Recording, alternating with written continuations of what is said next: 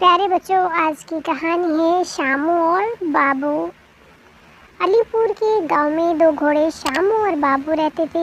بابو صحت اور جسامت میں خوب تھا، جبکہ شامو بیچارہ دبلا پتلا۔ ان دونوں کی آپس میں بہت دوستی تھی۔ ایک دن بابو نے شامو سے کہا، شامو، تم تو ایک عام نسل کے گھوڑے ہو، جبکہ میں خوبصورت اور طاقتور ہوں۔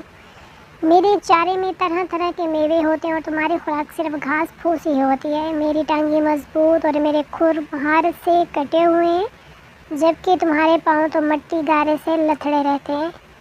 تم نے میری گردن دیکھی ہے نا، خوبصورت اور ملائم، جبکہ تمہاری گردن پھدی اور کھردری ہے۔ میری کھال ریشم کی طرح چمکتی ہے اور تمہاری پسینے میں شرابور۔ اب بتاؤ، ہم میں کون زیادہ خوبصورت ہے؟ اس بات پر شامو کو سخت غصہ آیا۔ وہ کہنے لگا، بابو، اگر یہی بات ہے تو ہم دوڑ لگا لیتے ہیں، دیکھتے ہیں کون آگے نکلتا ہے۔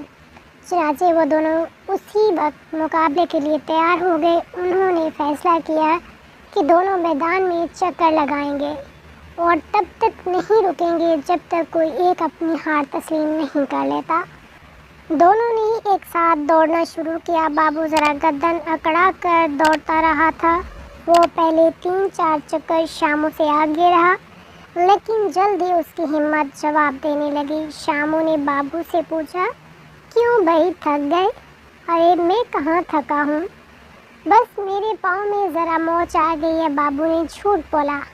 اگلے چکر کے دوران شامو دوڑتا ہوا بابو سے کافی آگے نکل گیا۔ میرے دوست، کیا تم تھک گئے ہو؟ شامو نے پوچھا۔ نہیں، مجھے کچھ یاد آ گیا۔ بابو کی سانس اکھڑی ہوئی تھی، لیکن وہ مسلسل جھوٹ بول رہا تھا۔ پھر اچانک وہ رک گیا اور زمین پر لیٹ گیا۔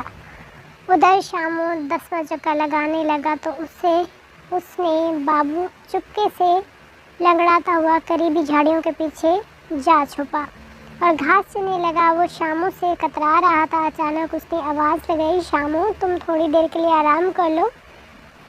مجھے آرام کی کوئی ضرورت نہیں، میں تو ابھی دوڑنے کے لیے صرف گرم ہوا ہوں، ابھی میں 10 چکر مزید لگاؤں گا، شامو نے جواب دیا۔ اس کی بات سن کر بابو اتنا شرمندہ ہوا کہ آئندہ کبھی اس کے سامنے اپنا سر نہ اٹھا سکا۔